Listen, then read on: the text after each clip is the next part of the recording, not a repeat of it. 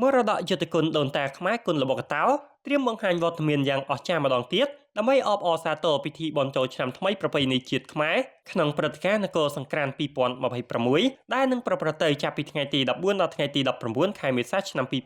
2026នៅកណ្ដាលបេះដូងនៃរាជធានីភ្នំពេញបច្ចុប្បន្នក្រុមកីឡាករកីឡាករនីគុណល្បុក្កតោមកពីបណ្ដាក្លឹបនានាកំពុងបង្កើនការហ្វឹកហាត់យ៉ាងសកម្មបំផុតយោងតាមប្រភពពីសហព័ន្ធកម្មវិធីហ្វឹកហ្វឺនផ្ដោតសំខាន់លើការពង្រឹងសាច់ដុំនិងភាពបត់បែននៃដងខ្លួនការសម្រិតសម្រាំងនៅក្បាច់មេល្បិចជង្គង់កែងនិងការប្រើប្រាស់អាវុធបុរាណដំបងខ្លីវែងឲ្យកាន់តែមានសោភ័ណភាពនិងថាមពល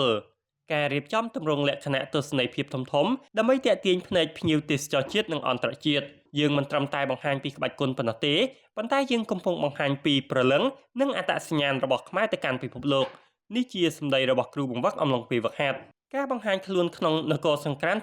2026នេះមានគោលដៅសំខាន់ៗចំនួន3អភិរក្សនិងអភិវឌ្ឍបន្តលើកកម្ពស់គុនល្បុក្កតោដែលជាបេតិកភណ្ឌអរូបីនៃមនុស្សជាតិផ្សព្វផ្សាយទេសចរទាក់ទាញភ្ញៀវទេសចរឲ្យមកកម្សាន្តនិងស្វែងយល់អំពីវប្បធម៌ខ្មែរក្នុងឱកាសបុណ្យចូលឆ្នាំមោទនភាពជាតិបណ្ដុះស្មារតីស្រឡាញ់ក្បាច់គុនដូនតាដល់យុវជនជំនាន់ក្រោយព្រឹត្តិការណ៍នគរសង្ក្រាន្ត2026នឹងក្លាយជាវេទិកាដ៏អស្ចារ្យសម្រាប់យុវជនយុវនារីគុនល្បុក្កតោក្នុងការបង្ហាញនូវសមត្ថភាពនិងភាពអស្ចារ្យនៃក្បាច់គុនខ្មែរសូមសាធារណជនចូលរួមគាំទ្រនិងលើកទឹកចិត្តដល់កីឡាករកីឡាករនីយើងឲ្យបានច្រើនកកដើម្បីញ៉ាំងឲ្យបរិយាកាសបុណ្យចូលឆ្នាំថ្មីកាន់តែមានភាពអធិកអធម